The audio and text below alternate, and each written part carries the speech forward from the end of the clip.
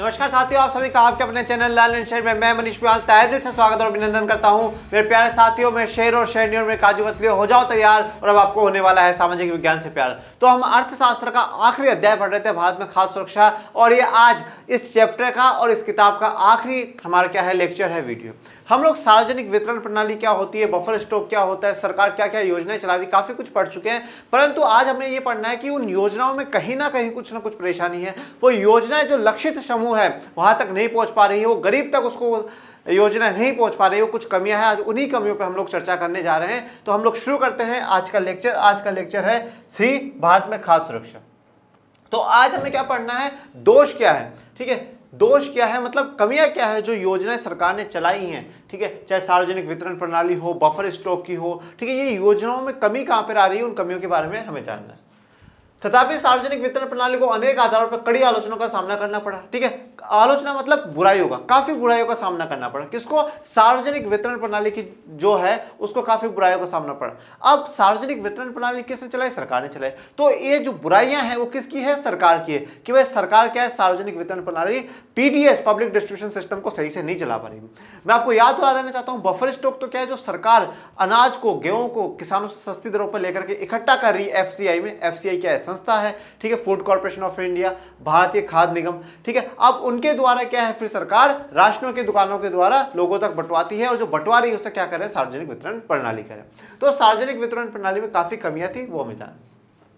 अनाजों से ठसाठस भरे अन्न भंडारों के बावजूद भूखमरी की घटनाएं हो रही हैं। एफसीआई के भंडार अनाज से भरे। पहली आलोचना तो क्या है कि भाई अनाज तो हमारे पास बहुत है, ठसाठस भरे हुए हैं, जो अन्न भंडार है हमारे, और भंडार कहां पर है? एफसीआई के, जो भारतीय खाद्य निगम है, उनके भंडार है। तो वहां पे अनाज तो हमारे पास बहुत पड़ा है, उसके बावजूद भी भूखमरी बहुत ज्यादा हो रही है, लोग बहुत भूख से मर रहे हैं। तो वो अनाज जा कहां रहा है? सबसे बड़ा सवाल हमारे सामने उठता है, फिर वो अनाज जा कहां रहा है, क्यों वो लोगों तक नहीं पहुंच रहा? जब हमारे पास अनाज है, जब हमारे पास खाद है, खाने को जो सामान, खाद्य सामान है, तो फिर हम लोगों तक क्यों नहीं पहुंचा पा रहे हैं? तो फिर भी लोग क्यों भूखमरी से मर रहे हैं? और लास्ट में क्या लिखा है कि एफसीआई के भंडार अनाज से भरे हुए। अनाज है हमारे पास, फिर भी लोगों तक नहीं पहुंच रहा है। क्यों नहीं पहुंच रहा है? तो देखते हैं। कहीं अनाज सड़ रहा है तो कुछ स्थानों पर चूहे अनाज खा रहे हैं। अब क्या हो रहा है भैया, काफी अनाज भरा है, ठीक है, हमने इकट्ठा क्यों करके रखा था कि भाई एक तो गरीब समुदाय हम लोग तक पहुंचा पाए, और एक कभी भी देश पर आपदा आ जाए, ठीक है, चाहे बाढ़ हो, सुनामी हो, और जैसे अभी तो कोरोना जैसे आपदा भी आ रखी है, तो ऐसी आपदाएं अगर देश पे आती है तो उस समय हम क्या है, देश के गरीबों तक और जिनको जरूरत है उन सब तक हम लोग पहुंचा सके। पर क्या हुआ कि अब समय, बहुत समय तक क्या हो गया, अनाज इकट्ठा रह गया, लोगों तक पहुंच नहीं पाया। तो क्या हुआ उससे कि चूहे खाने लग गए, अनाज सड़ने लग गया। तो अनाज होने के बावजूद भी क्या है, हमारे पास है, फिर भी वो क्या है, खराब हो रहा है। हमारे पास अनाज तो है पर वो क्या है, सड़ गया है, उसे चूहे खाने लग गए, वो खराब होने लग गया है। जैसे कि आप इसमें देखो, ठीक है, इस चित्र में आप देखो किस प्रकार से अनाज की जो बोरियां हैं वो धीरे धीरे क्या खराब होती जा रही हैं। तो अनाज क्या है, सड़ता जा रहा है, खराब होता जा रहा है, लोगों तक नहीं पहुंच रहा है। बफर स्टॉक का उच्च स्तर भेद अवांछनीय और ये बर्बादी भी है, ठीक है। देखो अब क्या, बफर स्टॉक का जो हम उच्च स्तर मतलब हाई लेवल, जो हम काफी ज्यादा बफर स्टॉक कर रहे हैं, स्टॉक का मतलब इकट्ठा कर लेना, ठीक है। तो ज्यादा, बहुत ज्यादा जो हम इकट्ठा कर रहे हैं, अनाज को है, चावल को है, गेहूं है, कोई भी चीज हो जिसको हम बहुत ज्यादा इकट्ठा कर रहे हैं, वो अवांछनीय है, मतलब न तो उतना चाहिए और वो बर्बादी भी है। भाई मान लो कि हमें एक एस्टिमेशन हम लेकर के चलते हैं, मानते हैं कि भाई हमारे देश में जो गरीब है उनको पूरे साल का लगभग मान लो 100 किलो गेहूं चाहिए, मान के चलते, एवरेज मान के चलते कि 100 किलो गेहूं चाहिए। तो पर हमारे जो भंडार है वहां पर तो 1000 किलो गेहूं पड़ा है, 2000 किलो गेहूं पड़ा है। भैया जब 100 किलो चाहिए तो ज्यादा से ज्यादा क्या करो, 200 किलो गेहूं ही क्या रखो, अनाज भंडारों में रखो, जिससे कि वो खराब ना हो, ठीक है। तो ज्यादा हमारे क्या है, वो सिर्फ और सिर्फ बर्बादी है, उससे ज्यादा कुछ भी नहीं है। तो बफर स्टॉक में क्या है, सरकार को ज्यादा गेहूं भी नहीं रखना चाहिए। ये क्या है, स्पेशलों का या विशेषज्ञों का ये बात कहना है।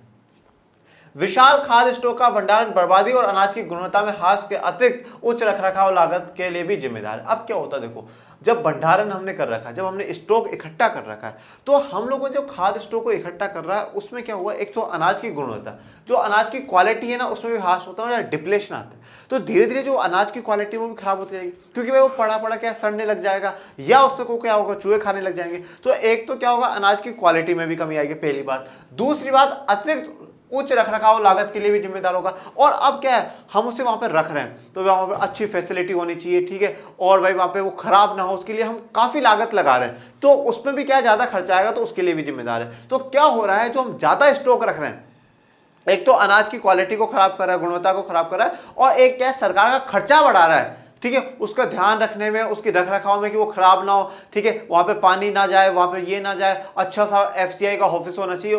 तो बहुत से खर्चे क्या है सरकार के बढ़ जाते हैं। क्यों? क्योंकि हम बफर स्टॉक है वो एक्स्ट्रा रखने, ज्यादा रखें। पर देखो अब हम ये नहीं कह सकते भाई कम रख दो, हम ये नहीं कह सकते भाई रखो मत, नहीं, ये ऐसी बात नहीं, हमें रखना पड़ेगा, पर हमें थोड़ा सा क्या है, मॉडिफाई होकर के, हमें हमारी गलतियों में सुधार करके हमें कुछ ऐसा करना होगा कि वो समय पर लोगों तक पहुंच भी पाए, खराब भी ना हो, और हमारे पास आपदा के लिए बचा भी रहे। ऐसे करना होगा। हम ऐसा नहीं कह सकता आज से नहीं भाई, आज से हम अनाज रखेंगे नहीं। क्यों नहीं रखेंगे भाई? फिर कल को कोई आपदा आ गई तो हमें अनाज तो रखना है, ठीक है, अनाज तो रखना है, पर इसका मतलब ये नहीं है कि उसे खराब होने दे, उसको सही तरीके से रखना ही हमारी या सरकार की जिम्मेदारी। न्यूनतम समर्थित कीमत को कुछ वर्ष के लिए स्थिर रखने पर गंभीरता से विचार करना चाहिए। अब जो न्यूनतम समर्थित कीमत क्या, न्यूनतम समर्थित कीमत क्या है? जिस कीमत पे किसानों से सरकार खरीद रही है, जिस कीमत से सरकार किसानों से जो माल खरीद रही है, अनाज, गेहूं, चावल जो खरीद रही है, उस कीमत पे क्या है, कुछ वर्ष के लिए स्थिर कर देना चाहिए। भाई अब आने वाले 5 साल के लिए 30 रुपए किलो गेहूं खरीदा जाएगा, ठीक है, आने वाले 5 साल के लिए 30 रुपए किलो गेहूं खरीदा जाएगा। फिर उसके बाद बोल दे आने वाले 10 साल के लिए 35 रुपए किलो गेहूं खरीदा जाएगा। तो उसको क्या है, स्थिर कर दे, फिक्स कर दे उस कीमत को, जिससे कि सरकार किसानों से खरीद सकती है, उस कीमत को फिक्स कर दे। इस पर विचार करना चाहिए सरकार को, ये बात हम कहना चाहते हैं। तो फिर से इस पे चित्र को आप देखो, मतलब जो स्थिति है, जो गोदामों की स्थिति है, भंडारों की जो स्थिति है, वो बहुत खराब हो रही है। वो मतलब बर्बाद जो है हमारा अनाज, वो ज्यादा हो रहा है और लोगों तक नहीं पहुंच पा रहा। पीडीएस डीलर अधिक लाभ कमाने के लिए अनाज को खुले बाजार में बेचना, राशन दुकानों में घटिया अनाज बेचना, दुकान कभी कभार खोलना, जिससे उपचार करते हैं, ठीक है, उपचार करते हैं। देखो पीडीएस क्या है, पब्लिक डिस्ट्रीब्यूशन सिस्टम, मतलब सार्वजनिक वितरण प्रणाली। अब इसमें क्या हो रहा है, जो पीडीएस का जो डीलर है, डीलर क्या है भाई, आप जैसे मैं सरकार हूं, ठीक है, मैं एफसीआई का अध्यक्ष हूं, तो मैं जहां चेयरमैन हूं, मैंने किसी को दिया तो वो डीलर हो गया। फिर ऐसा करते करते वो राशन की दुकानों तक पहुंचते हैं। तो जो डीलर होते हैं अधिक लाभ कमाने के लिए करते हैं, खुले बाजारों में बेचते हैं। और ये मैं आपको रियलिटी बताता हूं, मतलब मेरी रियलिटी ये देखी हुई है। क्या होता है, जो सरकार तो बहुत अच्छा गेहूं बेचती है, सरकार बहुत अच्छा अनाज बेचती है, पर जो डीलर होते हैं ना बीच में, वो क्या करते हैं, उसको चेंज करवा देते हैं, उन ट्रकों को चेंज करवा देते हैं, फिर वो राशन की दुकानों पे भेजा जाता है। तो अच्छा माल आने के बावजूद भी क्या जनता तक खराब माल ही पहुंचाया जाता है। तो वो क्या खुले बाजार में बेच देगा राशन की दुकान वाला, राशन की दुकान में घटिया अनाज बेचेगा, बोलेगा लो सरकार ने ये दिया, ले लो, 2 रुपए में यही मिलता है, उनको घटिया अनाज देगा, फिर उनका स्वास्थ्य खराब होगा जो लोग ले रहे हैं। और दुकान कभी कभार खोलना जैसे उपचार करता है, और कभी कभार ही दुकान खोल के बैठ जाएगा। भाई उस पर पाबंदी तो है नहीं, कौन देखने आ रहा है उसको कि दुकान खुल रही नहीं खुल रही, ठीक है। अब उसके बाद जो जा रहे हैं वो बेचारे गरीब लोग हैं, अशिक्षित लोग हैं, पिछड़े लोग हैं, तो वो ज्यादा दबाव बनाते नहीं है, वो बोलते नहीं भैया खोला करो, क्यों नहीं खोल रहे हो, बड़ा आदमी होता तो करो पुलिस को फोन, करूं वहां पे कंज्यूमर कोर्ट पे फोन, ठीक है, तू काम नहीं कर रहा है, सरकार पे करूं इन्फॉर्मेशन। तो वो क्या है, इसीलिए मैं बार बार कहता हूं शिक्षित होना बहुत जरूरी है। तो गरीब आदमी क्या है, आवाज नहीं उठा पाता, तो वो कभी महीने में 1 बार खोल दी, 2 बार खोल दी, ठीक है, एक्स्ट्रा गेहूं है तो उसको बचाकर मार्केट में बेच देंगे, उससे ज्यादा पैसा कमा लेंगे। यहाँ पे 2 रुपए दे रहे हैं सरकार, क्या सरकार को थोड़ा बहुत ही तो दे रही है, तो बाकी तो वहां से बढ़िया कमा लेंगे। तो ऐसे काम भी क्या है ये करते हैं, ये भी क्या है, हमारी कमी है सार्वजनिक वितरण प्रणाली की। राशन दुकानों में घटिया किस्म के अनाज का पड़ा रहना आम बात है, जो बिक नहीं पाता, ये एक बड़ी समस्या साबित हो रही है। तो अब राशन दुकानों में क्या है भाई, घटिया अनाज पड़ा रहता है, अब वो बिकता नहीं, लोग खरीदते नहीं, बोले ये तो बेकार, हम क्यों ले, ठीक है भाई, ठीक है 2 रुपए में तुम दे रहे हो तो ठीक है, 20 रुपए में बाहर से ले लेंगे, कम खा लेंगे।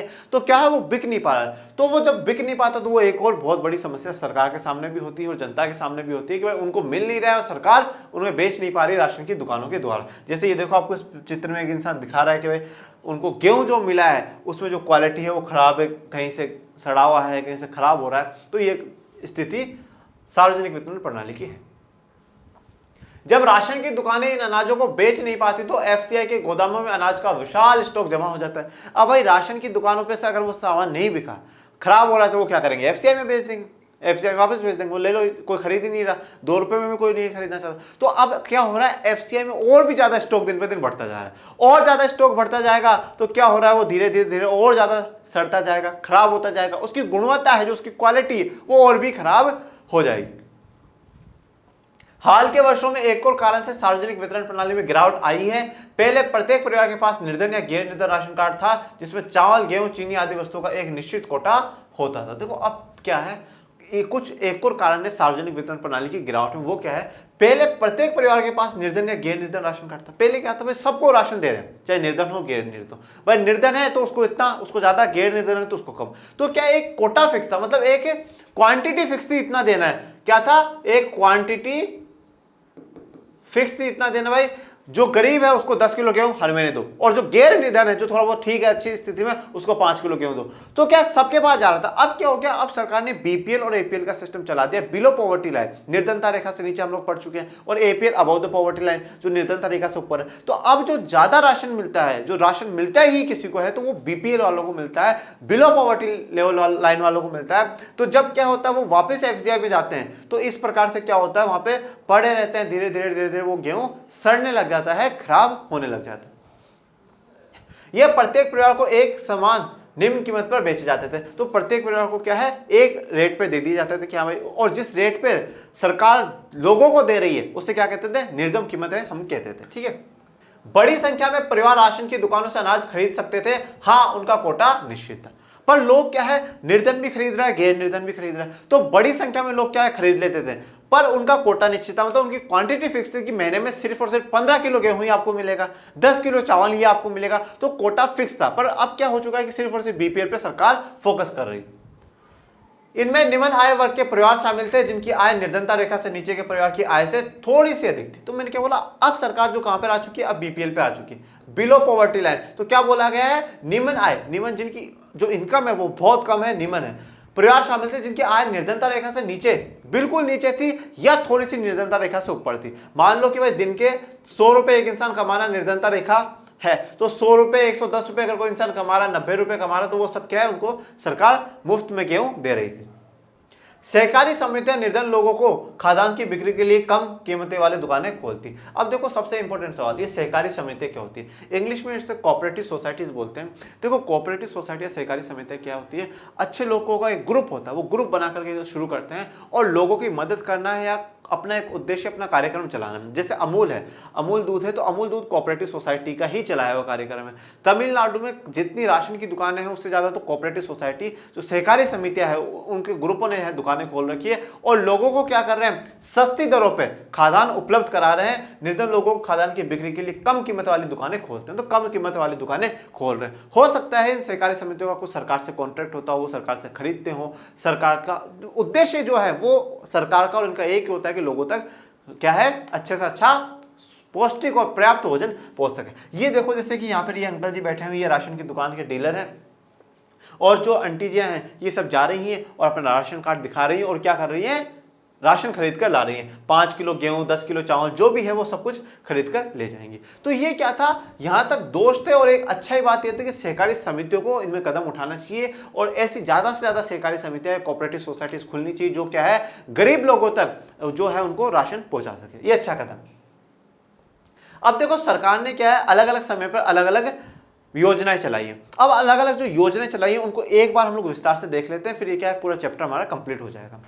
योजना का काम या नाम, आरंभ का वर्ष, लक्षित समूह, अगतन मात्रा, निर्गम कीमतें रुपए प्रति किलो। देखो सबसे पहली योजना कौन सी, सार्वजनिक वितरण प्रणाली, जिसके बारे में हम लोग पढ़ रहे थे अभी, पब्लिक डिस्ट्रीब्यूशन सिस्टम। तो ये पब्लिक डिस्ट्रीब्यूशन सिस्टम कब चलाया गया, 1992। ठीक है, 1992। सार्वजनिक मतलब सबको देना है, किसी को नहीं रोकना, सबको दो। मात्रा यहाँ पे फिक्स नहीं करी थी, और गेहूं 2 रुपए 34 पैसे और चावल 2 रुपए 90 पैसे के तक का दिया जा रहा था। ठीक है, तो मतलब ये मान लो 2.5 रुपए, और ये लगभग 3 रुपए तक का दिया जा रहा था, पर वो बिल्कुल ऐसे रिजिड नहीं होना कि हमारे 2.89 रुपीज ही लिखकर आएंगे, 2.34 रुपीज ही लिखकर आएंगे। संशोधित सार्वजनिक वितरण प्रणाली, देखो अब ये सार्वजनिक वितरण प्रणाली 1992 तक की थी, उसका संशोधित मतलब बदलाव कर दिया कि इसमें सार्वजनिक वितरण प्रणाली में ही बदलाव करा है, और फिर से 1992 से नई सार्वजनिक वितरण प्रणाली चलाई गई, और उसमें क्या कहा गया, सबको नहीं देना है, पिछड़े लोग, जो गांवों में, जो शहरों में बहुत पिछड़े एरिया हैं, जो बिल्कुल निर्धन है, उन लोगों को दो। और बोला 20 किलो खाद्यान्न, क्या है 20 किलो खाद्यान्न, मतलब खाने का जो सामान है 20 किलो तक का दो, चाहे चावल दो, गेहूं दो, जो भी देना है वो दो। इसमें गेहूं है वो 2 रुपए 80 पैसे के, मतलब 3 रुपए तक के, और चावल 3 रुपए 77 पैसे, मतलब 4 रुपए तक के सरकार हर किलो पे देगी। अब आप आज मार्केट में चले जाओ, मार्केट में जो चावल मिलते हैं वो 40 रुपए 50 रुपए किलो के, अच्छी क्वालिटी वाले भी, वो भी ठीक होते हैं, पर 80-100 रुपए के जो क्वालिटी के अच्छे आते हैं, पर सरकार 2 रुपए में 3 रुपए में दे रही है, तो ये बहुत बड़ी बात है। उसके बाद लक्षित सार्वजनिक वितरण प्रणाली, फिर उसमें और सुधार करा गया, लक्षित करा गया, टारगेट लिया गया कि हम इन्हीं लोगों को क्या है राशन देंगे। ये 1997 में चलाई गई। निर्धन और गैर निर्धन, बीपीएल और एपीएल, यहां पे ये सिस्टम कर दिया गया, निर्धन को इतना, गैर निर्धन को इतना, बीपीएल को इतना, एपीएल को इतना। भाई निर्धन का मतलब बीपीएल ही हो गया ना, गरीब, और गैर निर्धन जो ठीक है मिडिल क्लास का, तो वो एपीएल में आ गया। 35 किलो का खाद्यान्न कर दिया, पिछले 20 किलो था, अब 35 किलो कर दिया, बढ़ा दिया है सरकार ने। बीपीएल को देंगे 4 रुपए 15 पैसे में गेहूं और चावल 5 रुपए 65 पैसे में। मतलब जो बीपीएल कैटेगरी के लोग हैं उनको 5 रुपए में गेहूं मिल जाएगा और 6 रुपए में चावल मिल जाएंगे हर किलो। एपीएल वालों को क्या करा, बोला 6 रुपए में तो देंगे आपको गेहूं और 8 रुपए में आपको देंगे चावल। तो मतलब जो एपीएल है जिनकी थोड़ी सी अच्छी स्थिति, उनको थोड़ा सा सरकार ने ज्यादा पैसा ले लिया। अंत्योदय अन्न योजना, अंत्योदय अन्न योजना मतलब 2000 में चलाई जाती है, 2002 में दिसंबर के समय में। तो निर्धनों में सबसे निर्धन, अब गरीबों में भी जो सबसे गरीब, ठीक है, जो गरीब में भी सबसे गरीब है, मतलब जिसके पास 2 वक्त का खाना भी नहीं है, जो खरीद ही नहीं सकता कहीं से, उनको देना है। 35 किलो का ही रखा, गेहूं 2 रुपए और चावल 3 रुपए। मतलब इसमें क्या है, सबसे कम रेट रखी गई 2 रुपए और 3 रुपए, क्योंकि इसमें गरीबों का भी गरीब है, ठीक है, जो सबसे गरीब है ना उसको हमें देना है। फिर है अन्नपूर्णा योजना 2000 में, दीन वरिष्ठ नागरिक 10 किलो खाद्यान्न निःशुल्क। दीन वरिष्ठ नागरिक जो बहुत वरिष्ठ है, जो बहुत बूढ़े लोग हैं, उन लोगों को, और बहुत गरीब हैं, उन लोगों को देना है 10 किलो और बिल्कुल निःशुल्क, फ्री में। राष्ट्रीय खाद्य सुरक्षा अधिनियम, यहां पर सरकार ने कानून बनाया, ये कोई पॉलिसी नहीं है, सरकार ने क्या करा है, कानून बनाया, अधिनियम है, राष्ट्रीय खाद्य सुरक्षा अधिनियम 2013 में बनाया। और इसमें कहा गया योग्य परिवार जो है उनको 5 किलो प्रति व्यक्ति प्रति माह, मतलब अब आपके घर में 5 मेंबर है तो हर एक के हिसाब से 5 किलो, तो 25 किलो क्या है आप लेके जा सकते हो। तो गेहूं 2 रुपए, चावल 3 और अनाज 1, अनाज में फिर बाकी और कुछ भी उनको लेना हो तो वो। तो मतलब ये सरकार की वो योजना है जो सरकार ने क्या करा है, खाद्य से जुड़ी, खाद्य से जुड़ी हुई, जो खाने पीने से चीजें जुड़ी हुई है, उनसे जुड़ी हुई योजनाएं सरकार ने चलाई हैं। और मतलब बार बार मैं यही कहना चाहता हूं कि सरकारों की कोशिश तो रही है कि हम गरीबी को दूर कर सके। सरकार की कोशिशें रही हैं कि हम जिन लोगों को खाना नहीं मिल पा रहा उनको दूर कर, वो खाना मिल सके। हम लोगों ने दूसरे अध्याय में पढ़ा था मानव पूंजी। मानव पूंजी कब बनेगी, शिक्षा और स्वास्थ्य पे खर्चा करेंगे। और स्वास्थ्य कब बेहतरीन बनेगा, जब लोगों को पर्याप्त और पौष्टिक भोजन मिलेगा। तो सरकार यहाँ पे कदम उठा रही है, हर गरीब तक, हर पिछड़े इंसान तक क्या है, सरकार पर्याप्त और पौष्टिक भोजन पहुंचाने की कोशिश कर रही है। अब देखो सवाल है मौसमी भूखमरी और दीर्घकालिक भूखमरी में अंतर स्पष्ट कीजिए। तो आज का पहला सवाल क्या है, मौसमी जो कभी कभार भूखमरी, और दीर्घकालिक जो लंबे समय तक भूखमरी चल जाए। भूखमरी का मतलब लोग भूख से मरना शुरू हो जाए, खाने को लोगों के पास कुछ भी नहीं है, ऐसी स्थिति को आपको बताना है। तो मौसमी भूखमरी को जानते हैं। मौसमी भूखमरी फसल उपजाने और काटने के चक्कर से संबंध है। अब देखो मौसमी भूखमरी क्या है, मान लो कभी फसल उपजी नहीं सही से, ठीक है, सही से फसल लगी नहीं, फसल कटी वो बिकी नहीं, तो उससे भी क्या होगा, उनके पास पैसा आएगा नहीं। तो मौसमी भूखमरी। और क्या है, जब फसल कटी नहीं, लोगों तक पहुंची नहीं, अच्छी फसल बनी नहीं, भाई बाढ़ आ जाएगी और फसल ही सही से नहीं, तो लोग सबको ही नहीं पहुंचे, खाना किसी को भी नहीं मिलेगा, चाहे अमीर हो चाहे गरीब हो। तो क्या होगा, तब क्या होगी, मौसमी भूखमरी होगी। फिर भाई जब 6 महीने बाद हम नई फसल उगाएंगे तो हो सकता है वो फसल सही हो जाए और लोगों तक खाना पहुंच जाए। दीर्घकालिक भूखमरी क्या है, दीर्घकालिक भूखमरी मात्रा गुणवत्ता के आधार पर अपर्याप्त आहार ग्रहण करने के कारण होती है। अब क्या होती है भाई, आपके पास मात्रा मतलब क्वांटिटी ही नहीं है, क्या है, आपके पास उतनी क्वांटिटी नहीं है। और एक क्या होता है, गुणवत्ता मतलब क्वालिटी नहीं है। मतलब क्या है, अनाज पैदावार तो हो रही है पर उसकी एक तो इतनी क्वांटिटी नहीं है कि हम लोग पहुंचा सके, और उसकी इतनी अच्छी क्वालिटी भी नहीं है कि लोग खा के स्वस्थ रह सके। तो उसके कारण भी क्या है, अपर्याप्त आहार ग्रहण करने से। तो अपर्याप्त मतलब उनको पर्याप्त भोजन नहीं मिल रहा, आहार मतलब उनको पर्याप्त भोजन नहीं मिल रहा, उसके कारण भी भूखमरी हो जाती है। नेक्स्ट पॉइंट, यहाँ यह ग्रामीण क्षेत्रों के कृषि क्रियाओं की मौसमी प्रकृति के कारण तथा नगरीय क्षेत्रों में अनियमित श्रम के कारण होती है। तो अब देखो ये किसके कारण होगी, भाई ग्रामीण क्षेत्रों में तो जो कृषि क्रियाएं हो रही हैं, जो कृषि का काम कर रहे हैं, उनकी फसल खराब हो गई तो काम नहीं होगा। और नगरीय क्षेत्र में क्या होता है, जो अनियमित श्रम करते हैं, जिनका इरेगुलर वर्क है, उनको रेगुलर काम नहीं मिलता है, तो उनमें भी क्या है, आपको मौसमी भूखमरी देखने को मिल सकती है। दीर्घकालिक भूखमरी, गरीब लोग अपनी अत्यंत निम्न आय और फलस्वरूप जीवित रहने के लिए खाद्य पदार्थ खरीदने में अक्षमता के कारण दीर्घकालिक भूखमरी से ग्रस्त होते हैं। यह सर्वाधिक रूप से ग्रामीण क्षेत्रों में देखने को मिलती है। देखो अब गरीब लोग क्या होता है, अत्यंत निम्न आय, अत्यंत निम्न आय मतलब बहुत ज्यादा, बहुत ही कम उनकी क्या है, आय है, बहुत ही कम उनकी इनकम है। उसके बाद क्या होता है, जब उनकी इनकम कम है तो कुछ खरीद नहीं पाते, अच्छा नहीं खरीद पाते, तो फलस्वरूप जीवित रहने के लिए खाद्य पदार्थ खरीदने में अक्षमता है, मतलब इनकेपेबल है, तो खरीद ही नहीं पाते क्योंकि उनकी इनकम कम है। जीवित रहने के लिए भी उनको खाना जरूरी है, खाने के लिए उनके पास पैसा नहीं है कि वो खरीद सके। उसके कारण क्या होता है, दीर्घकालिक भूखमरी होती है, लंबे समय तक वो भूखे रहते हैं। और ये भी आपको कहां देखने को मिलेगी, ज्यादा ग्रामीण क्षेत्रों में देखने को मिलेगी। भूखमरी की स्थिति साल दर साल बनी रहती है, ये साल दर साल चलती रहती है। हो सकता है कभी हो कभी ना हो, कभी हो कभी ना हो।